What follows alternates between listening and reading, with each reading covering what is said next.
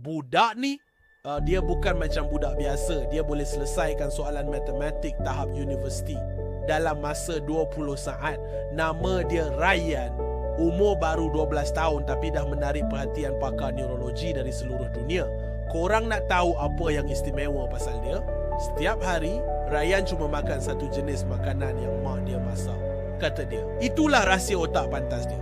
Tapi tunggu dulu, bila wartawan siasat lebih dalam, mereka jumpa sesuatu yang lebih mengejutkan. Ryan bukan sekadar genius biasa. Dia ada kebolehan yang sangat unik. Dia boleh rasa warna. Ya, betul. Dia boleh dapat jawapan matematik hanya dengan bau dan warna. Pakar kata ini dipanggil sinestesia. Dan yang paling menakjubkan, dia tak pernah jejak kaki ke sekolah. Semua ilmu dia dapat dari satu buku lama. Yang ditulis sendiri oleh seorang profesor yang lahir 15 tahun lepas. Ini ni mengajar kita satu perkara. Jangan sesekali pandang rendah pada sesiapa. Keajaiban boleh datang dari tempat yang paling tak disangka. Kalau korang suka cerita macam ni, jangan lupa subscribe.